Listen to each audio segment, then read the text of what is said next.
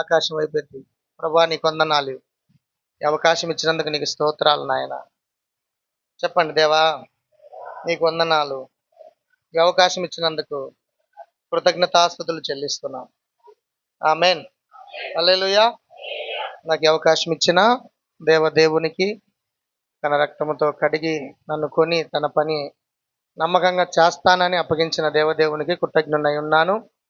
ఈ భూమి మీద ఈ పరిచర్యలు ప్రారంభించి 40 సంవత్సరాలు అనేక ఆత్మలను ప్రభు వైపు నడిపించడానికి ఎంతో శ్రమపడినటువంటి కీర్తిశేషులు అంగల్కుర్తి రూబేనయ్య గారికి, శారమ్మ గారికి, వారి కుటుంబానికి వందనాలు తెలియజేస్తా ఉన్నాను. ఎన్నో అద్భుతమైనటువంటి పరిచర్యలు ఇక్కడ జరగటానికి ఆ కుటుంబం ఎంతగానో దోహదపడింది దేవుని రాజ్యాన్ని భూమి మీద కట్టడానికి. దేవునికి స్తోత్రం. ఈ సమయంలో అయితే కీర్తిశేషులు రూబేనయ్య గారు మన మధ్య లేకపోయినను 40 సంవత్సరాల క్రితం దీనికి పునాది వేయబడింది. ఎంతో అద్భుతమైనటువంటి కార్యాలు ఈ యొక్క పరిచర్యలన్నింటిలో కూడా 25 సంఘాలు కూడా చక్కగా జరిగినాయి. దేవునికి స్తోత్రం. ఈ సమయంలో ఈ రూబేన్ మినిస్ట్రీస్ని నాన్నగారి పేరు పెట్టుకొని చక్కగా, మినిస్ట్రీస్ అంటే అదేం ఆస్తి కాదు, మినిస్ట్రీ అంటే పరిచర్య, దాసులము, పరిచారకులం అని చెప్పడం మినిస్ట్రీ అంటే. దేవునికి స్తోత్రం. అదేం పరిచర్య, ఇదేం పరిచర్య అంటారు కొంతమంది, మూర్ఖత్వం. అట్లా కాదు, ఆయనను జ్ఞాపకం చేసుకొని ప్రారంభించిన దాన్ని కొనసాగించడమే పరిచర్య అంటారు. అదే రూబేన్ మినిస్ట్రీస్. హల్లెలూయా. డేవిడ్ పాల్ గారు డైరెక్టర్గా వ్యవహరిస్తూ ఉన్నారు. ఈ పరిచర్యలన్నింటిలో మమ్మల్ని ఎంతగా ముందుకు నడిపిస్తూ ఉన్నారు. అదేవిధంగా మాకు తండ్రి సమానం నెహెమ్యా పాస్టర్ గారు చెప్పినట్లుగా ప్రెసిడెంట్ అయ్య గారికి, యేసరత్నం అయ్య గారికి వందనాలు తెలియజేస్తున్నాను. తిమోతి అయ్య గారికి వందనాలు, సేవకులందరికీ, సేవకురాళ్ళకి కూడా వందనాలు తెలియజేస్తున్నాను. మీ అందరికీ వందనాలు. ఆమేన్. హల్లెలూయా. మీకు మంచి పాస్టర్ని తెచ్చామా లేదా? మేము ఎవరు పలకట్లేదే. హల్లెలూయా. ఏం నవ్వుతున్నారు? చెప్పండి హల్లెలూయా. మీకు మంచి పాస్టరే కాదా? చెప్పండి గట్టిగా, మనస్ఫూర్తిగా చెప్పండి. ఒకసారి వీడియో అట తిప్పండి. దేవునికి స్తోత్రం. మంచి సేవకుల్ని, సేవకురాల్ని మీకు దేవుడు అందించినాడు. ఆమేన్. హల్లెలూయా. ఒక సాధనాలుగా ఉన్నాము తప్ప మాదేమీ లేదు. దేవునికి మహిమ కలుగును గాక. అయినా కూడా ఎప్పుడు పడితే అప్పుడు తిడతానే ఉంటాడు నేను కొన్ని విషయాలు చెప్పినప్పుడు. దేవునికి స్తోత్రం. అయితే ఈ భూమి మీద మనం చచ్చే వరకు నేర్చుకునే వారమే. ఆమేన్. హల్లెలూయా. నాకు చాలా ఇష్టం ఏంటంటే ఆంటీ గారు, మన పూజితమ్మ పాస్టమ్ గారు వాళ్ళ తల్లి గారికి ప్రత్యేక వందనాలు తెలియజేస్తున్నాను. అద్భుతమైన పాట పాడి ప్రభుని గణపరిచారు. దేవునికి మహిమ. హల్లెలూయా. చెప్పాడు కదా నాకు వాళ్ళు దొరకడం అదృష్టం అని. దేవునికి మహిమ. హల్లెలూయా.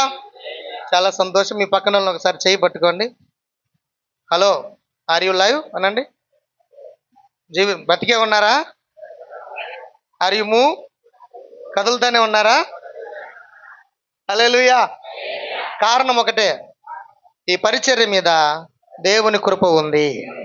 ఆమేన్. హల్లెలూయా. 40 సంవత్సరములు అనేది చాలా అద్భుతమైనటువంటి మాట బైబిల్ గ్రంథంలో. 40 సంవత్సరాలు ఏలియా ఉపవాసం, 40 సంవత్సరాలు అరణ్య యాత్ర, 40 సంవత్సరాలు కొత్త నిబంధనలు యేసుక్రీస్తు ప్రభువుల వారి యొక్క పరిచర్య, ఉపవాసం, పరిచర్య కొరకు ముందుగా. దేవునికి స్తోత్రం.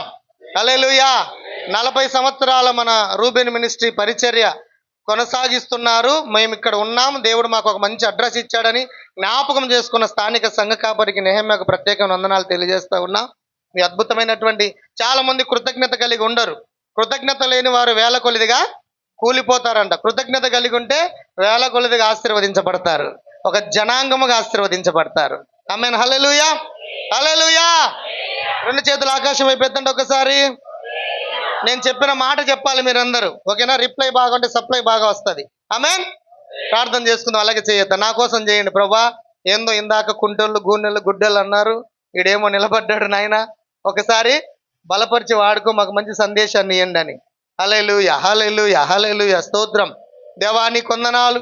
దేవా కీర్తిశేషులు రూబేనయ్య గారు ప్రభా మా మధ్య లేకపోయినను వారు ప్రారంభించి స్థాపించి ఎన్నో అష్ట కష్టాలు పడి ప్రభా నష్టాలను ఓర్చి, బలహీనతలను ఓర్చి తండ్రి, నిద్రలేని సమయాల్లో ఆ రోజుల్లో సరైనటువంటి రోడ్డు లేక, వసతులు లేక, సౌకర్యాలు లేక ఇబ్బంది పడిన సమయాల్లో ఈ మందిరాలు నిర్మించడానికి మీరు కృపతో బలపరిచినందుకు నీకు స్తోత్రాలు నాయన. ప్రతి సేవకుని మీరు జ్ఞాపకం చేసుకోండి. మా డైరెక్టర్ గారు ప్రభా, డేవిడ్ సార్ గారిని మీరు జ్ఞాపకం చేసుకోండి, మేడం గారిని, బాబును మీరు జ్ఞాపకం చేసుకోండి, ఈ సంఘాలను మీరు జ్ఞాపకం చేసుకోండి, దైవ సేవకులను జ్ఞాపకం చేసుకోండి. మమ్మల్ని ఎంతో తెలివిగా జ్ఞానంగా మేము చిన్న వయసులో నీ పనికి వచ్చాం. అనేక విషయాలు, ఈ ప్రాంత విషయాలు తెలియవు నాయన. ఈ సందర్భాల్లో ఒక తండ్రిగా, ఒక నాయకుడిగా, ఒక ఆత్మీయుడిగా ఉండి మమ్మల్ని నడిపిస్తున్నటువంటి ప్రెసిడెంట్ అయ్య గారిని మీరు జ్ఞాపకం చేసుకోండి ఆయన. యేసరత్నమయ్య గారికి మంచి ఆరోగ్యము, దీర్ఘాయుష్యుని మీరు దయచేయమని ప్రార్థిస్తున్నాం. అయ్యా నీకు వందనాలు, కృతజ్ఞతలు. బలహీనుడను, అల్పుడను, అయోగ్యుడను, ఎన్నికలేని నన్ను ప్రభా ఈ అవకాశం ఇచ్చి నిలబెట్టినందుకు కృతజ్ఞతలు తండ్రి. ఇక్కడ ఉన్న సేవకులు, సేవకురాళ్ళ కుటుంబాల పరిచయలను దీవించండి. ఇక్కడ ఉన్నటువంటి అనేక ప్రాంతాల నుండి వచ్చిన బిడ్డలను, స్థానికంగా ఉన్నటువంటి బిడ్డలను, కుటుంబాన్ని, సంఘ కాపరిని, కుటుంబాలను దీవించమని యేసు నామములో అడిగి సమస్తమును పొందుకొని ఉన్నాం మా ప్రియ పరలోకపు తండ్రి. ఆమేన్. అందరికి వందనాలండి, చాలా సంతోషం. నేను ఒక మాట అడుగుతాను. యేసుక్రీస్తు జయవీరుడు. అందరు చెప్పండి ఈ మాట, మళ్ళీ చెప్పండి అందరూ. జయవీరుడు. ఆమేన్, హల్లెలూయా. ఆయన వచ్చింది నీ కోసమే. చెప్పండి కృపము. ఆయన వచ్చింది నీ కోసమే. చెప్పాలి గట్టిగా. ఆయన వచ్చింది నీ కోసం. అంటే మనము చర్చి, we are all church. CH UR CH అంటే చర్చ్. నువ్వే మందిరం, నువ్వే దేవాలయం, నువ్వే దేవుడు నివసించి కదిలేటువంటి ఒక అద్భుతమైన గృహం. హల్లెలూయా, హల్లెలూయా, ఆమేన్, హల్లెలూయా. మందిర ప్రత్యక్షత ఈరోజు అంశం. చెప్పండి అందరూ ఒకసారి. చెప్పండి. చర్చ్ రెవల్యూషన్, మందిర ప్రత్యక్షత. ఆమేన్, హల్లెలూయా. మందిర ప్రత్యక్షత ఎవరికైతే ఉంటుందో వారి జీవితాలను దేవుడు ఎలా మలుస్తాడో, ఎలా మారుస్తాడో, ఎలా ఆశీర్వదిస్తాడో, ఎలా అభివృద్ధి పరుస్తాడో, ఎలా ఉపయోగకరమైన అర్హులుగా, యోగ్యులుగా మార్చి ప్రయోజకులుగా నిలుపుతాడో మనం ఈరోజు 5 మంది గురించి తెలుసుకోబోతున్నాం. పాత నిబంధనలో 3, కొత్త నిబంధనలో 2. అందరూ చెప్పండి. పాత నిబంధనలో 3, కొత్త నిబంధనలో 2. మొత్తం ఎంత? 5. ఆమేన్, హల్లెలూయా. ఇంట్రెస్ట్గా ఉండండి, తక్కువ సమయంలో ఎక్కువ ఇన్ఫర్మేషన్ ఇస్తా. ఆమేన్ చెప్పండి, హల్లెలూయా. నేను చెప్తానే ఉంటాను, మీరు నాకు సమాధానం చెప్పాలి. ఏ విషయం అంటే ఆయన ఎవరి కోసం వచ్చాడు? మన కోసం. హల్లెలూయా. ఆయన మరణించింది, చెప్పండి, సంఘం కోసం, మన కోసం. ఆయన తిరిగి లేచింది సంఘం కోసం. ఆయన రెండవసారి రాబోతున్నది సంఘం కోసం. హల్లెలూయా, హల్లెలూయా. ఆయన వచ్చింది సంఘము కోసం, మరణించింది సంఘము కోసం, తిరిగి లేచింది సంఘము కోసం. ఇంకా రెండవసారి సిద్ధపడిన వారిని తీసుకోవడానికి రెండవసారి రాబోతున్నాడు. ఈ 4 విషయాలు, జనన, మరణ, పునరుద్ధాన, రాకడ గురించి మనం అర్థం చేసుకొని నిరీక్షణ కలిగి బతకాలి. ఆమేన్, హల్లెలూయా. ఆది కాలము నుండి, ఆది కాండ గ్రంథము నుండి యాకోబు వరకు, అబ్రహాము, ఇస్సాకు, యాకోబు వరకు కూడా మందిర నమూనాలు ఏమీ లేవు. మందిరం ఎలా ఉండాలి, మందిరం ఎలా కట్టాలి, మందిరం ఈ కోణములో మనం అర్థం చేసుకోవాలి, అక్కడికి వెళ్ళాలి. మందిర విశిష్టత, మందిర విలువలు, మందిర గౌరవము, మందిర మర్యాద, మందిరాన్ని ఈ విధంగా చూసుకోవాలి. ఆ విలువతో కూడిన మంచి ఆలోచనతో దాన్ని గమనించుకోవాలి, గౌరవించాలన్న ఆలోచన అప్పటి వరకు ఎవరికి తెలీదు. ఆదాము నుండి యాకోబు వరకు. దేవునికి స్తోత్రం. హల్లెలూయా, హల్లెలూయా, హల్లెలూయా. ఒకే ఒక్క వ్యక్తికి మందిర ప్రత్యక్ష బయలుపరచబడింది, మందిర ప్రత్యక్షత వివరించబడింది. మందిరమును గురించి మొట్టమొదటిగా మాట్లాడింది దేవదేవుడు యాకోబుతోనే. హల్లెలూయా, హల్లెలూయా. మీకు తెలిసిన చరిత్రే. ఇస్సాకు, రిబకాకు 2 పిల్లలు ఉన్నారు. వాళ్ళ పేరు ఏశావు, యాకోబు ఉన్నారు. తండ్రి ఆశపడ్డాడు, ఆశను తృప్తిపరచమని చెప్పినాడు. అమ్మ సలహా తీసుకొని దొడ్డిలో ఉన్నటువంటి మేకను తీసి చక్కగా కూర వండి పెట్టింది. ఏసేబేమో వెళ్ళిపోయినాడు మొద్దుగా. ఆ నుంచి తీసుకొని వచ్చేసరికి ఇక్కడంతా అయిపోయింది. దగ్గరికి వచ్చాడు యాకోబు. నానా ఇట్లా అంటే ఇలాగ తడుముకోగానే ఇదిగో శరీరమేమో ఏశాబుది, స్వరమేమో యాకోబుది లాగుంది. ఏదో తేడాగా ఉందంటే, లేదు నాన్న నేనే నాకు కొంచెం గొంతు అలాగ సరిలేక అలాగ అయిందిలే, నిద్రలేక అలాగ అయిందిలే. చరిత్రలో చాలా విషయాలు ఉన్నాయి దాని గురించి. వెంటనే హత్తుకున్నాడు, ఆ తండ్రిని ముద్దు పెట్టుకున్నాడు. రానానా నేను కడుపు నిండా తిన్నా. అందుకే దైవ సేవకులు ఎవరు వచ్చినా తృప్తిగా సనక్కుండా కొనకుండా పెడితే తృప్తిగా ఆశీర్వాదాలు వస్తాయి. హల్లెలూయా. పెద్ద వయసు కలిగిన వాళ్ళని నువ్వు దగ్గర పిలిచి వారికి చక్కటి భోజనం వారు కోరుకున్నది పెడితే నువ్వు ఆశీర్వదించబడతావు. వెంటనే వెంటనే వచ్చాడు, ఆశీర్వాదాలు ఇచ్చాడు. బా, నువ్వు చాలా గొప్పడు అవుతావు, ఒక జనాంగం అవుతావు, ఒక స్వజనముగా మార్చబడతావు, నీ విలువ పెరుగుతుందని అక్కడ ఉన్నటువంటి విషయాలన్నీ చాలా ఉన్నాయి. చెయ్యెత్తి ఆశీర్వదించాడు యాకోబుని. అన్నొచ్చాడు, అన్ని విషయాలు తెలుసుకున్నాడు. నానా తినంటుంటే నా కడుపు నిండిందిరా అన్నాడు. అదేంటి నాన్న అంటే, మీ అమ్మ చెప్పిన మాట విని మీ తమ్ముడు నన్ను మోసము, ఇక నా దగ్గర ఆశీర్వాదాలు లేవు, ఇక శాపం మాత్రమే ఉంది అన్నాడు. ఏదో ఒకటి అన్నాడు. వెంటనే ఇట్లా దేశదిమ్మరు అయిపోతావు పోని పోయినాడు. గందరగోళం అయిపోయింది తన జీవితం అంతా. అయితే జరిగిన విషయము, వెంటనే బేర్షెబా నుండి హారాను వరకు అన్న తరుముతుండగా యాకోబు పరిగెడుతున్నాడు. పరిగెత్తి పరిగెత్తి పరిగెత్తి కొండ దగ్గరికి వెళ్ళాడు. వెళ్ళిన తర్వాత రాత్రి పడుకున్నాడు. పడుకొని నిద్రపోతున్న సందర్భంలో, అలసిపోయిన సందర్భంలో ఒక కల వచ్చింది. అదేంటి, ఆకాశమునకును భూమికి నిచ్చెన వేయబడింది. వాటి నుంచి దేవదూతలు కిందికి పైకి ఎక్కుతూ దిగుతూ ఉన్నారు. దిగుతున్న సందర్భం కలలో కనబడుతుంది. ఈ దేవదూతలు సరిగా నా కుమారుని కోసం నా చిత్తములో, నా ఉద్దేశంలో, నా ఆలోచనలో, నా తలంపులో, నా ప్రణాళికలో ఉన్న యాకోబును సరిగా చూసుకుంటున్నారో లేదో అని గమనించాటికి వాటికి పైగా దేవుడు తొంగి చూస్తున్నాడు యాకోబు దగ్గర. హల్లెలూయా, హల్లెలూయా. తన ప్రణాళికలో ఉన్నవారంటే దేవుడికి చాలా ఇష్టం. మిమ్మల్ని క్వశ్చన్ అడుగుతాను, దేవుడు ప్రత్యక్షత ఇవ్వటానికి యాకోబు అర్హుడా? కాదు, మోసగాడు. మందిరంలోకి వస్తే నువ్వు ఎలాంటి స్థితిలో ఉన్నా నీ జీవితాన్ని ఊహించని రీతిగా దేవుడు ఆశీర్వదిస్తాడు అని చెప్పడానికే ఈ యొక్క అద్భుతమైనటువంటి 40 సంవత్సరాల వార్షికోత్సవం, 14వ సంవత్సరాల కృతజ్ఞత కూడిక. దేవునికి మహిమ కలుగును గాక. హల్లెలూయా. వెంటనే వచ్చాడు, దేవుడు మాట్లాడుతున్నాడు. అయ్యా నా కుమారుడా, నా కుమారుడా, నేను నీతో చెప్పినది నెరవేర్చే వరకు నేను విడవను అని చెప్పాడు. వెంటనే లేచిన తర్వాత అక్కడ ఒక రాయి పెట్టి నూనె పోసి ప్రార్థన చేశాడు. అన్నం తీసుకుపోలే, బొచ్చు పట్టుకొని పోలే, ఒక సంచి వేసుకొని పోలే, బట్టలు తీసుకుపోలే, ఏమి తీసుకుపోలే. నూనె మాత్రము అభిషేకానికి గుర్తు, ఆశీర్వాదానికి గుర్తు, ఆత్మ సంబంధమైన వ్యక్తులుగా ఇంకా ఉన్నాం భూమి మీద అనడానికి గుర్తు.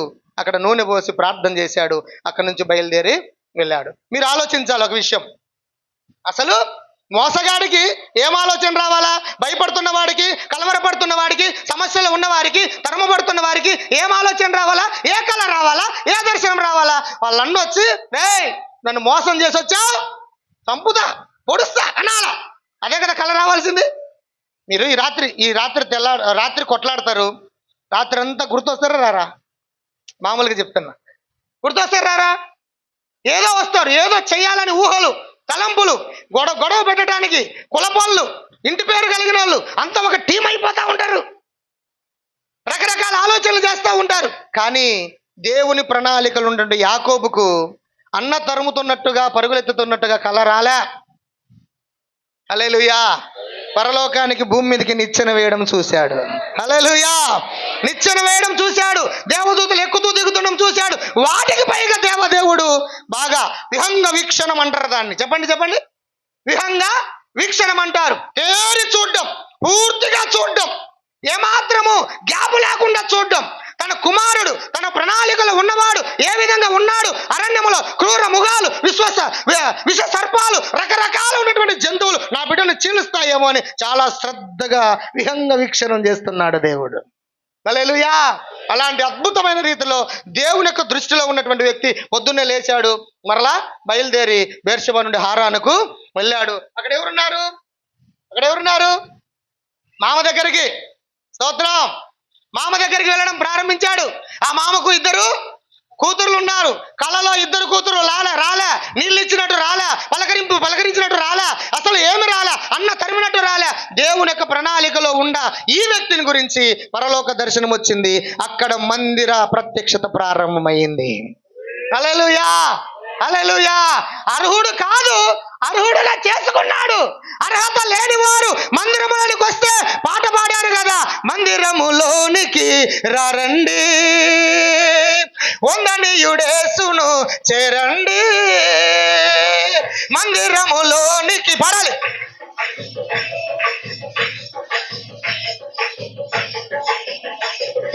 కలవరమైన కలతలు ఉన్నా, కలవరమైన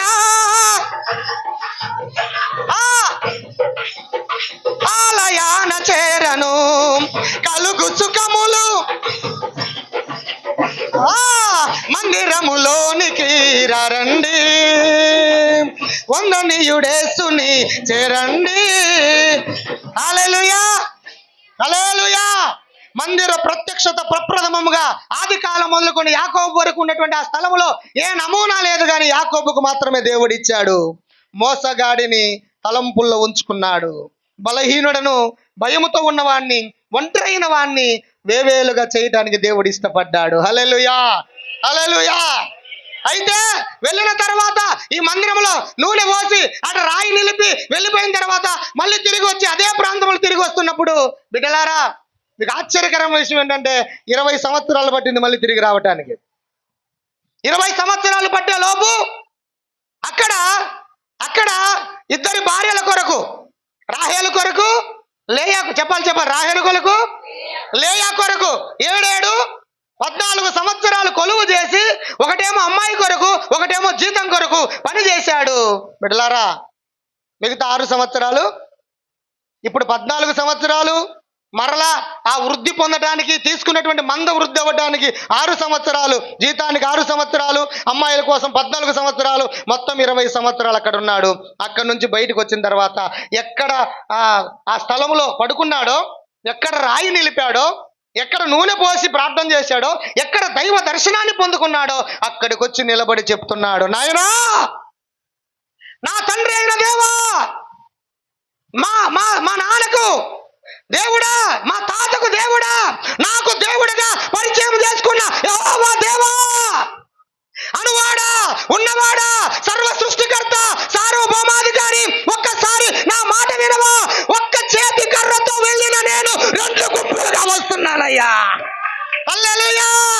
ఒక్క చేతి కర్రతో వెళ్ళా, ఒంటరిగా వెళ్ళా, భయపడుతూ వెళ్ళా, బాధతో వెళ్ళా, కలవరంతో వెళ్ళా, నిందతో వెళ్ళా, చంపుతారేమన్నటువంటి భయముతో వెళ్ళా. ఇప్పుడు నీ మందిర ప్రత్యక్షత నాకు బయలుపరచబడిన నాటి నుండి నేటి వరకు నీ ఆశీర్వాదం నాకు మొదలైంది దేవా. హల్లెలూయా. మందిరానికి ఎందుకు రావాలి? మందిరంలో ఎందుకు ఆరాధన చేయాలి? ఎందుకు సేవకులు గౌరవించాలి? ఎందుకు కానుకలు ఇవ్వాలంటే మన దేవుడు ఆది కాలంలోనే 1000 సంవత్సరాల క్రితము మందిర ప్రత్యక్షత కలిగిన వాడిని ఈ విధంగా ఆశీర్వదించాడు గనక నువ్వు ఆశీర్వదించబడాలంటే మందిర నియమాలకు మీరు ఖచ్చితంగా లోబడి పని చేయాలి. హల్లెలూయా, హల్లెలూయా. ఈ విషయాన్ని చాలా మంది మర్చిపోయి ప్రార్థనకు పోతేనేనా, మందిరానికి పోతేనేనా దేవుడు దీవిస్తాడు, ఇంట్లో దేవుడు లేడా? మూర్ఖులారా, చూసి నమ్మిన వారికంటే చెప్పాడు వినంతే. స్తోత్రం చెప్పండి. అలాగ అనేవారికి చెప్పాడు వినండి. శాశ్వత ఆశీర్వాదాన్ని పొందాలా? అయితే రా మందిరంలో కూర్చో, నీతిగా నమ్మకంగా బ్రతుకు, యథార్థంగా బ్రతుకు, వాక్యానుసారంగా బ్రతుకు, ఖచ్చితంగా దేవుడు నిన్ను ఆశీర్వదిస్తాడు. అయ్యా ఒక్క చేతి కర్ర పట్టుకొని వెళ్ళానయ్యా నేను. హల్లెలూయా. ఏంటంట? చేతి కర్ర పట్టుకొని వెళ్ళా, పాములను జంతువులను విదిలించడానికి ఊరికే పట్టుకొని వెళ్ళానయ్యా కర్ర. అది తప్ప నాకు దిక్కులేరు. ఒంటరిగా ఒక చేతి కర్రతో పోయిన నేను 2 గుంపులుగా వస్తున్నా. భార్యలు, పిల్లలు. అయ్యా 20 ఏళ్లలో జరిగిన విషయం, భార్యలు, పిల్లలు, దాసీలు, ఆస్తి పాస్తులు, సంపద, బంగారం, వస్త్రాలు. ఇదంతా నీ మందిర ప్రత్యక్షత వలనే జరిగింది తండ్రి.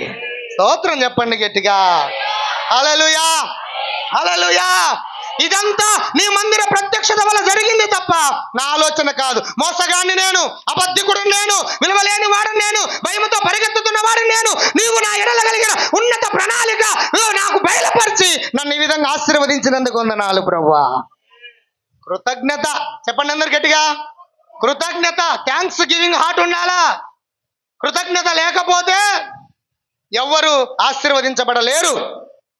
నీకు అడ్రస్ ఇచ్చింది ఎవరో, నీకు అన్నం పెట్టింది ఎవరో, నీకు ఛార్జీ ఇచ్చింది ఎవరో, నేను ఇంటికి పిలిచి ఓదార్చింది ఎవరో, కష్టాల్లో నష్టాల్లో సలహా ఇచ్చింది ఎవరో నువ్వు జ్ఞాపకము చేసుకోవాలి. సంఘస్థులు అలాగ లేరు, మర్చిపోయారు. ఒక తల్లి నా దగ్గరకు వచ్చింది, అయ్యా ఊరు వాడ, మీరు పల్లెకిల్లు అంటారు కదా, ఊర్లోను గ్రామంలోను సంఘములోను ఉన్నటువంటి విషయం ఏంటంటే నేను ఒక్క 500 అడిగితే 6 మందిని అడిగితే ఒక్కరు కూడా నాకు ఇవ్వలేదయ్యా. నమ్మట్లేదు, 600 దొరకలేదు. కారణం ఏంటి?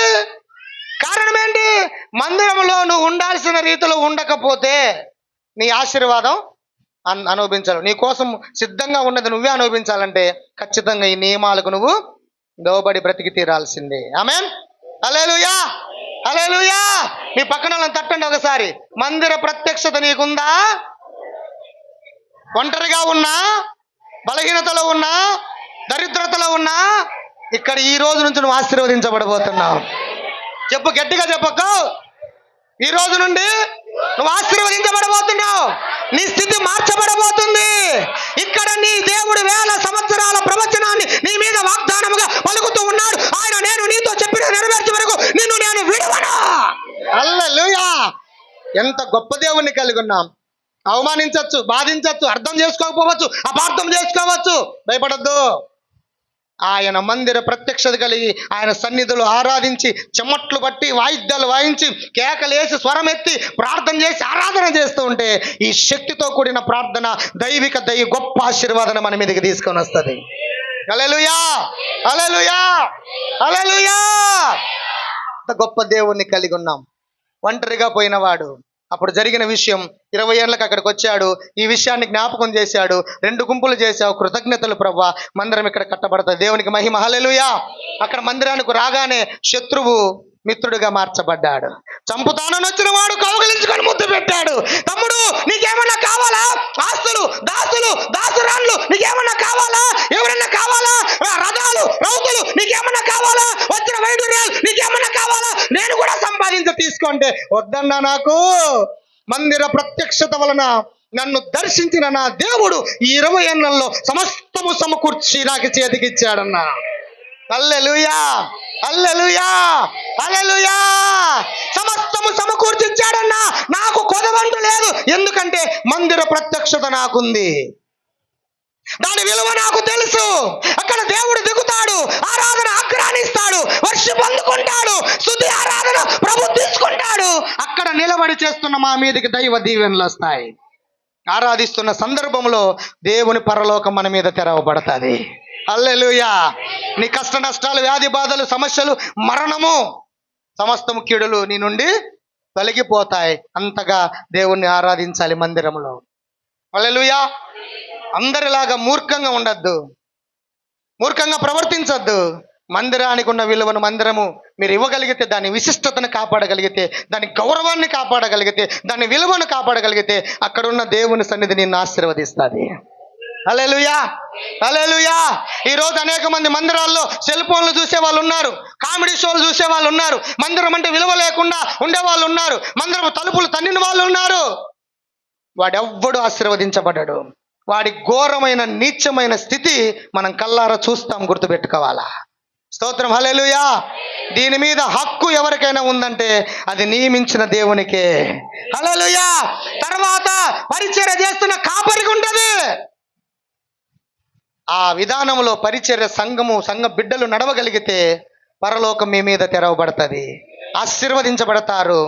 మీ ప్రతి పరిస్థితిలో దేవుడు జోక్యం చేసుకొని ఆశీర్వదిస్తాడు. ఆమేన్. హల్లెలూయా, హల్లెలూయా. ఏమేం జరిగినాయి? దాసదాసులు సమస్తం వచ్చినారు, అన్ని ఆశీర్వదించబడ్డాడు. అంటున్న మాట, నా అన్న శత్రువు నాకు మిత్రుడైపోయినాడు. సమాధానం వచ్చింది. ఇంకా దేవుడు అంటాడు, బాబు నువ్వు యాకోబే కాదు, నీ పేరు మీద ఒక రాజ్యాన్ని స్థాపించబోతున్నా. మందిర ప్రత్యక్షత కలిగిన ఏ వ్యక్తులకైనా రాజ్యముగా, ఒక జనముగా, వారిలో ఒంటరైన వాడు 1000 మంది అవుతాడని దేవుడి వాగ్దానం నెరవేరుస్తా. నువ్వు ఒక రాజ్యముగా నియమించబడతావు. హల్లెలూయా. మందిరాన్ని గౌరవించేవారు, మందిర పరిచర్య చేసేవారు, అక్కడ పనిచేస్తున్న దైవ సేవకులను ప్రేమించి గౌరవించి ఆతిథ్యం ఇచ్చేవారు ఎప్పుడైనా ఆశీర్వదించబడతారు. హల్లెలూయా. నువ్వు చేసి వెళ్ళు. ఇంకా కొంతమంది ఎచ్చల బ్యాచ్ ఉంటారు, మా సంఘాల్లో కూడా ఉన్నారులే. ఏ బ్యాచ్? ఎచ్చల బ్యాచ్. ఆ ఎచ్చల బ్యాచ్ చీపురుతో ఒడవమన్నా రారు, మా అన్నం చేయమన్నా రాడు, ఆ విస్తరలు ఎత్తమన్నా రారు. మళ్ళీ వాళ్ళ ఇంట్లో చూస్తే ఈగల మోతే. ఆశీర్వదించబడలేవు.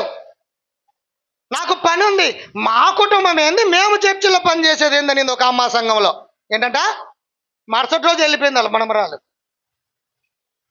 మా కుటుంబం ఏంది, మేము చర్చిలో పని చేసేది ఏంది అనింది. ఓయమ్మ ఎంత పెద్ద కుటుంబమో ఇది. తర్వాత చూసా ఇంకేం కుటుంబం, ఆ కుటుంబం వ్యభిచార కుటుంబం, ఆ కుటుంబం విలువలేని కుటుంబం, ఆ కుటుంబము దైవజనుల ఆతిథ్యం ఇవ్వలేని కుటుంబం, ఆ కుటుంబం నీచ స్థితికి దిగజారిపోయింది, పోలీస్ స్టేషన్కి వెళ్ళిపోయింది. ఆడ ఊడుస్తున్నారు, ఆడ లాఠీ కర్ర పట్టుకొని ఏ వ్యక్తులైతే మేమేంది, మా కుటుంబం ఏంది, మా పిల్లలేంది, మేము మందిర పరిచర్య చేస్తామా అని అన్నటువంటి వాళ్ళు పిర్రలు వాయించేటట్టు కొట్టారు పోలీసులు. అహంకారం వలదు, అహంకారులను గర్విష్ఠులను దేవుడు అనుస్తాడు, దీనులకు కృప అనుగ్రహింపజేస్తాడు. మనకు దీనత్వము, సాత్వికత్వము, తగ్గింపు, విధేయత నేర్పించింది దేవుడు. ఆయన ఆరాధించేవారు ఆ విధంగానే ఉంటేనే ఆశీర్వదించబడతారు. ఆమేన్. Hallelujah, hallelujah. నేను ఒక క్వశ్చన్ అడుగుతా, సంఘానికి వచ్చిన మాలో గర్వం లేదే లేదా ఈ గారు అన్న వాళ్ళు చెయ్యొద్దండి, పేపర్లు వేస్తాను, ఆ డబ్బులు పెట్టుకోండి. చెప్పండి చెప్పండి అయ్యా, అబ్బాయిలు కానీ అమ్మాయిలు కానీ తల్లులు కానీ తల్లులు కానీ తండ్రులు కానీ చెప్పండి. మాకు అసలు గర్వము ఇచ్చింది ఇంత కూడా లేదు పాస్టర్ గారు, మీకన్నా ఉంటుందేమో కానీ అనండి ఒకసారి, సంతోషపడదామని. ఏంది కుర్చీలో కూర్చున్న మేడమ్స్, స్తోత్రం, హల్లెలూయా. చెప్పాలి సార్లు చెప్పండి, నాకు ఇంత కూడా గర్వం లేదా అయ్యగారు అనండి ఒక మాట, కొంచెం శ్రావ్యంగా ఉంటుంది వింటే. ఒకటోసారి, రెండోసారి, మూడోసారి ఉందా ఏమన్నా? ఏంది ఇంత గర్విస్లా? హల్లెలూయా. ఇక మీరు ఎప్పుడు మహాజనముగా ఆశీర్వాదకరముగా వర్ధిల్లుతారు. మందిర ప్రత్యక్షత కలిగిన వారు విధేయులై దేవుని సన్నిధిలో ఉంటారు. హల్లెలూయా.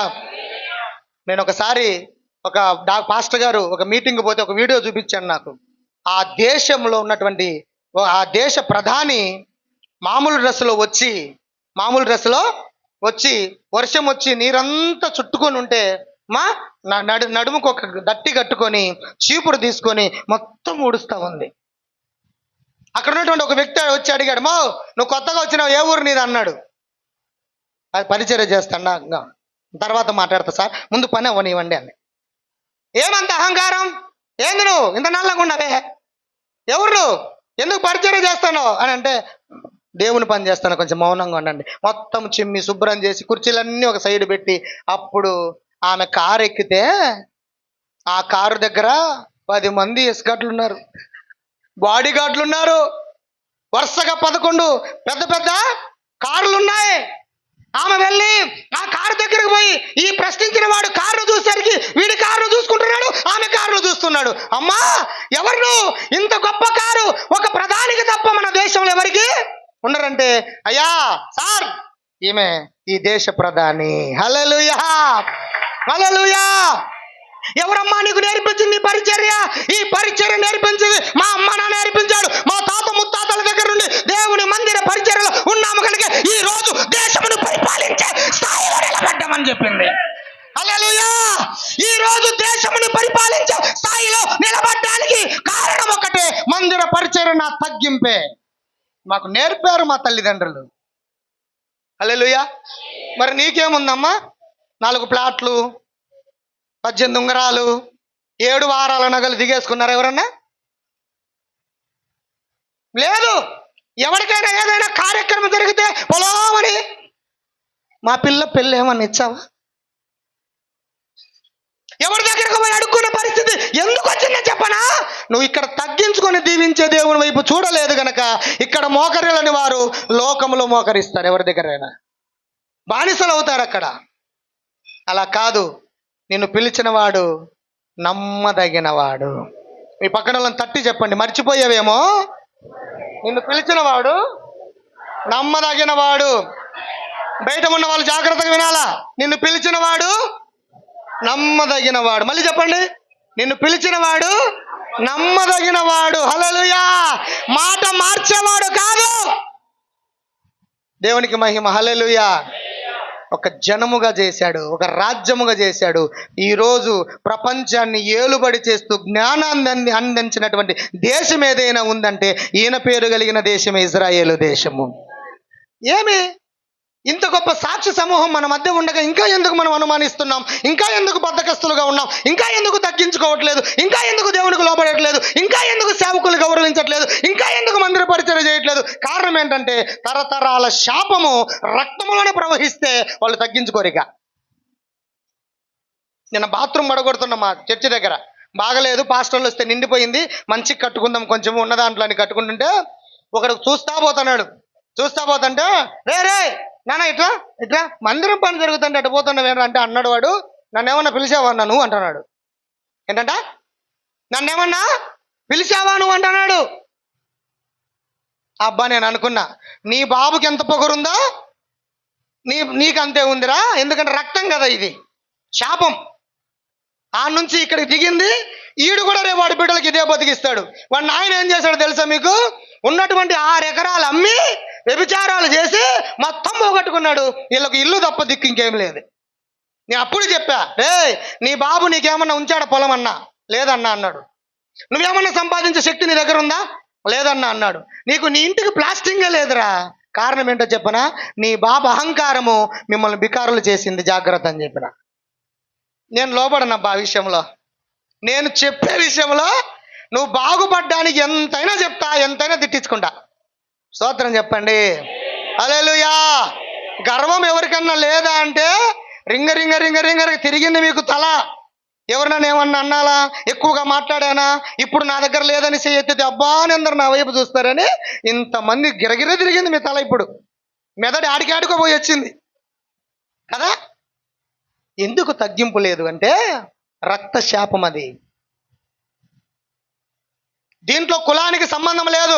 ఎవడు అయినా దేవుడి దగ్గరికి వెళ్ళి మోకరించగలిగితే వాడి స్థాయిని అమాంతం పెంచగలిగిన సమర్థుడు ఆయన. దరిద్రులు లేవనెత్తువాడు, పెంట కుప్పల మీద నుండి దీనులను పైకెత్తువాడు. మనం ఆరాధిస్తున్న దేవుడు. ఆయన సన్నిధిలో మందిర ప్రత్యక్షత కలిగిన ప్రతి ఒక్క వ్యక్తి జీవితాన్ని ఆయన ఆశీర్వదిస్తాడు. ఒంటరిగా ఉన్న వేవేలుగా మారుస్తాడు, దరిద్రతలో ఉన్న ధనవంతులుగా మారుస్తాడు, విలువ లేకపోయినా గొప్పవాడిగా చేస్తాడు. ఇది మన దేవుడి సమర్థత. హల్లెలూయా. సార్వభౌమాధికారి, అన్నిటికీ అధికారి ఆయన. హల్లెలూయా, హల్లెలూయా. మీ పక్కన వాళ్ళని తట్టి ఈ రోజు నుండి మందిర పరిచర్య ద్వారా మనము కూడా దీవించబడదాం. నిజమేనా? చెప్పండి చెప్పండి, నిజమేనా? చెప్పండి చెప్పండి, నిజమేనా? ఉంటావా? చెయ్యి ఇటు చాపండి, ప్రమాణం చేద్దాం. సత్య గొర్రె నేను. చెయ్యి చాపల కొంతమంది దొంగ, మీ చెయ్యి ఇరిగిపోను. చెయ్యి చాపిడి చాపమ్మా. చాపిన వాళ్ళ చెయ్యి బాగానే ఉంటుంది. దేవునికి స్తోత్రం. ఏంది అంత గర్వం ఉంది, కనపడుతుంది, పోయినట్టే. ఇక నీకు వచ్చేది కూడా పోతుంది ఈరోజు. స్తోత్రం, హల్లెలూయా, హల్లెలూయా. నేను ఈ రోజు నుండి తగ్గించుకొని దేవుని పని చేయటానికి ఇష్టపడుతున్నా. నువ్వు దీవించబడ్డావు పో. హల్లెలూయా, హల్లెలూయా. ఇంకా కొంతమంది ఏంటంటే ఏంది ఇడు చెప్పేది అన్నట్టు చూస్తున్నారు. పోయిందిరా, ఉంది పోయింది, ఉంచుకుంది పోయింది నీకు. స్తోత్రం, హల్లెలూయా. నువ్వు ఉన్నది పోయింది, నువ్వు ఆశించేది పోయింది. ఇక్కడే తగ్గింపు కనపడితే ఇంక నువ్వు ఎక్కడ బాగుపడతావు? ఇక్కడ నేర్చుకోకపోతే నీకు ఎవరు నేర్పిస్తారు లోకంలో? లోకం ఏమన్నా బాగుందా? 972 మంది భర్తల్ని భార్యలు చంపారు. పెళ్లి చేసుకోవాలంటే మా మగ జాతికి భయం పుడుతుంది. ఇది ఎక్కడ తీరుతుంది? పాస్టర్ గారు, మీ పాస్టర్ గారు చెప్పినట్టుగా దర్శనమిస్తే అమ్మాయి దొరికింది, దర్శనమిస్తే ఆస్తిపాస్తులు దొరికినాయి, దర్శనమిచ్చి దేవుని పని చేస్తే క్షేమంగా ఉన్నారు. హల్లెలూయా. 9 నెలలు మా భార్యను చూసి వచ్చింది. నాది కూడా చెప్పాలి కదా. 9 నెలలు మా భార్యను చూసి వచ్చిన తర్వాత no phones, no talkings, no చూపుల్స్, ఏం లేవు. మరలా 9 నెలల తర్వాత ఉపవాస ప్రార్థన చేసి ఇంత పొట్ట ఉంది లేదు, సన్నగున్నా, ఏడ్చి ఏడ్చి ప్రార్థన చేస్తే మచ్చలేని భార్య కావాలి నాకు అని చెప్పిన. ఏమా చెప్పండి, ఏం భార్య? ఇక్కడ ఉందిలే మచ్చ, అది కాదు. క్యారెక్టర్లో మచ్చలేని భార్య కావాలా? అలాంటిది అయితేనే నాకు ఇవ్వు, లేకపోతే నాకు. ఎందుకు అట్లా అడిగానంటే నేను ప్రేమించిన అమ్మాయిలన్నీ మచ్చగలిగినోటే. అది సంగతి. ఆడపిల్లలు బాగలేరే, కాలేజీ రోజుల్లో బాగలేరే. అరే ఏం చేయాలి?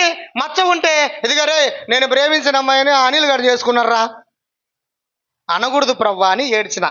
స్తోత్రం, హల్లెలూయా. పాస్టమ్మ గారి ఫ్యామిలీ అంతా ఉద్యోగస్తుల ఫ్యామిలీనే. 12 మంది వల్ల నాయనమ్మకు పిల్లలు. ఎట్టగనింది ఎట్ట పెంచింది మహాతల్లి. స్తోత్రం, హల్లెలూయా. అందరు కూడా కర్ణాటకలో ఉంటారు. వాళ్ళంతా ఉద్యోగాలు చేస్తూ కొంతమంది రిటైర్డ్ అయినారు. దేవుని మహాకృపను బట్టి ఆ మంచి భార్యను దేవుడు నాకు ఇచ్చినాడు. నెహెమ్యాకు మంచి భార్యని ఇచ్చినాడు. హల్లెలూయా. మా బతుకు మీ ముందు తెరిచిన పుస్తకం, చదువుకోపోండి. ఏమన్నా ఉంటే మచ్చ చూపించండి. స్తోత్రం చెప్పండి. హల్లెలూయా, హల్లెలూయా. వాళ్ళు బాగుంటేనే మేము ఇంత సంతోషంగా ఉంటాం. వాళ్ళు ఇంటికి పోతే మూతి ముడుచుకునే రకం అనుకో, ఇంకేమన్నా తబ్బిబ్బే మా మాట.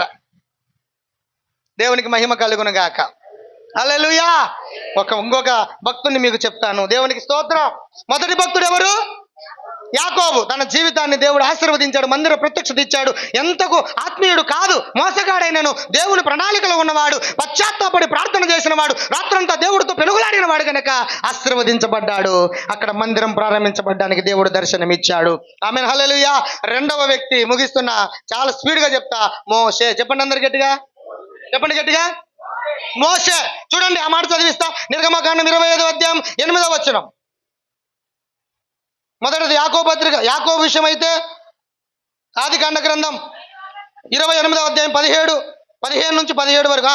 రెండోది మోషే భక్తుడు, నిర్గమకాండం 25:8. నేను వారిలో నివసించున్నట్లు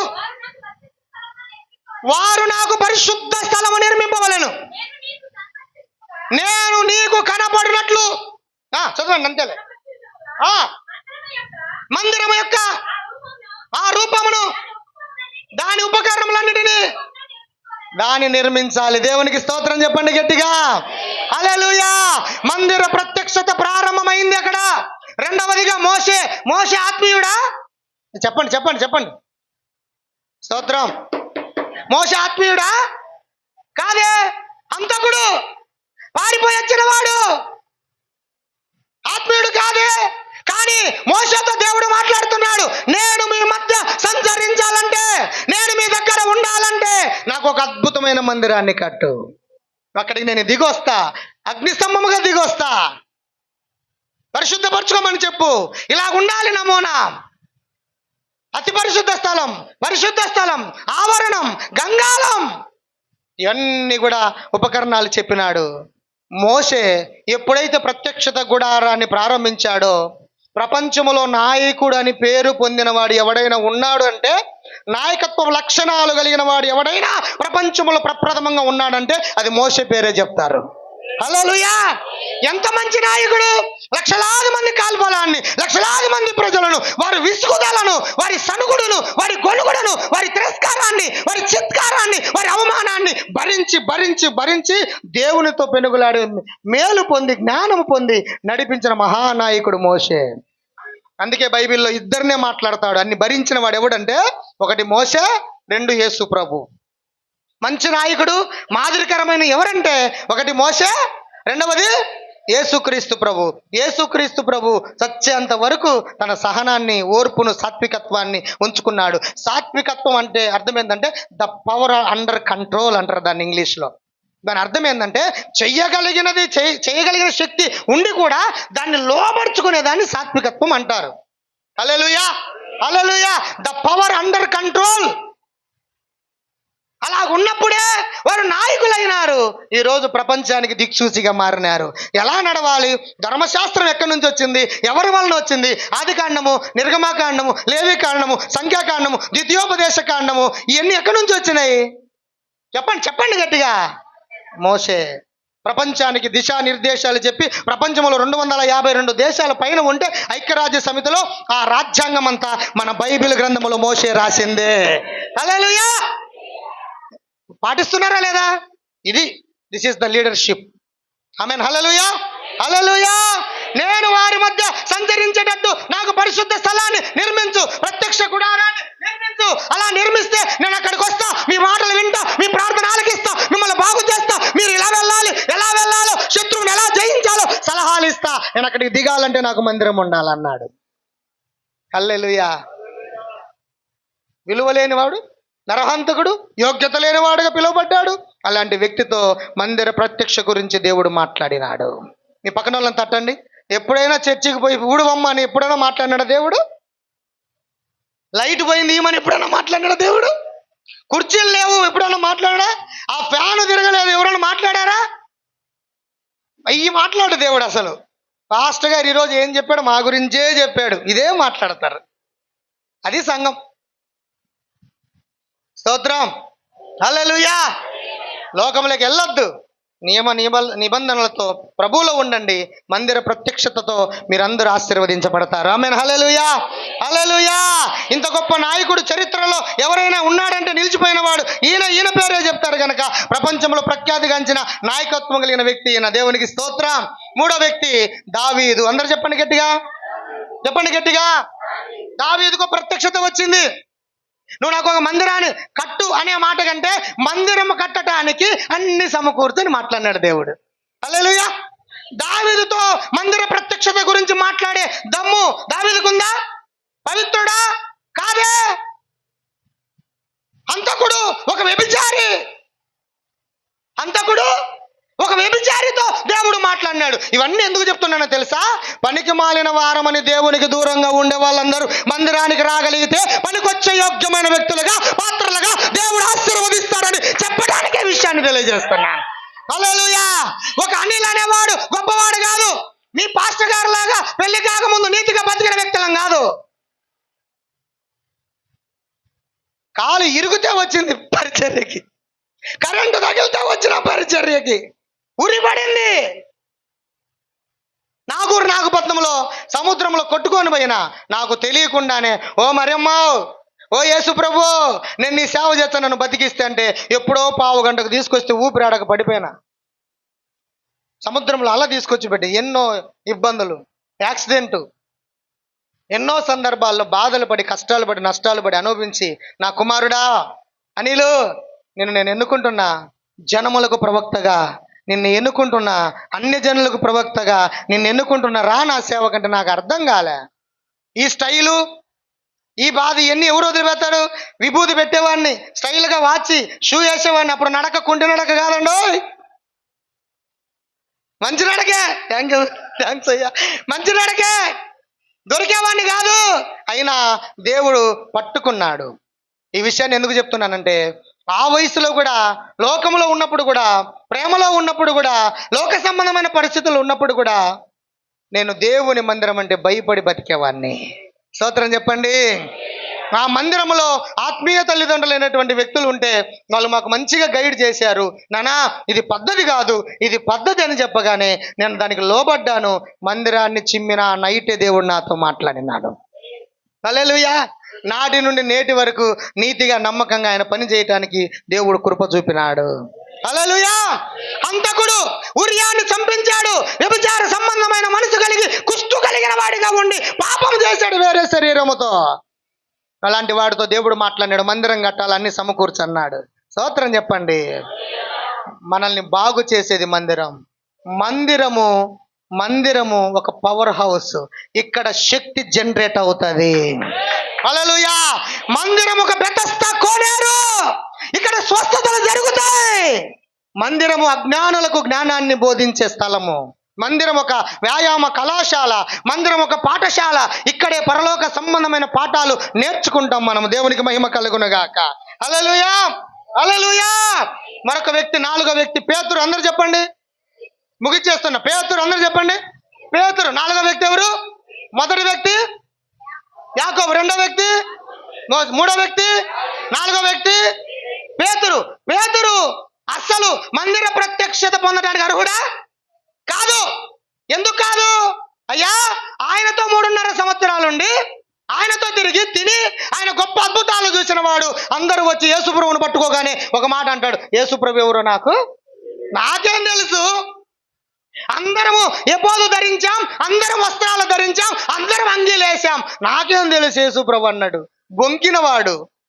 అప్పుడు దేవుడు అంటాడు, మత్తయి సువార్త 16వ అధ్యాయం 18వ వచనం ఏమన్నాడు చూడండి. అలాంటి వ్యక్తితో మందిర ప్రత్యక్షత గురించి దేవుడు బయలుపరిచాడు. ముగించేశా. మరియు నువ్వు పేతురువు, ఈ బండ మీద నా సంఘమును కట్టుదును, పాతాళలోక ద్వారములు దాని ఎదుట నిలవనేను. గట్టిగా చప్పట్లు కొడతారా? కొట్టండి గట్టిగా చప్పట్లు. హల్లెలూయా. గట్టిగా గట్టిగా గట్టిగా. మందిర ప్రత్యక్షత ఎవరికైతే కలుగుతాదో వారు నిష్ప్రయోజమైన వారు ప్రయోజకులుగా మార్చబడతారు. పాపులు పరిశుద్ధులుగా మార్చబడతారు.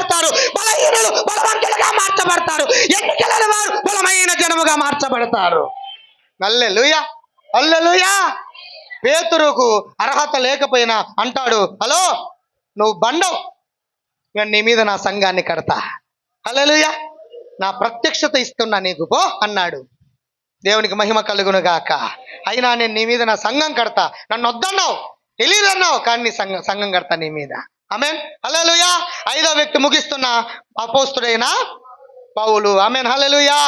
అపోస్తలుడైన పౌలు సంఘ ప్రత్యక్షత పొందడానికి హింసించిన వాడే, దూషించిన వాడే, చెడ్డ మాటలు పలికిన వాడే, క్రైస్తవులను చంపడానికి గుర్రం మీద స్వారీ చేస్తూ స్పీడుగా వెళ్ళిన వాడే, అధికార పత్రం పొందిన వాడే అని కూడా కానే కాదు.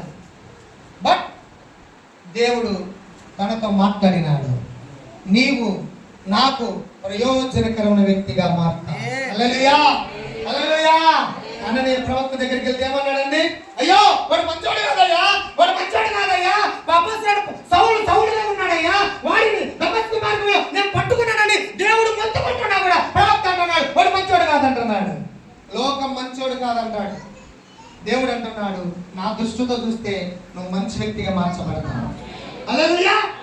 వెంటనే దేవుడు మాట్లాడినమాట, నేను నిన్ను ఒక పాత్రగా వాడుకోబోతున్నాను.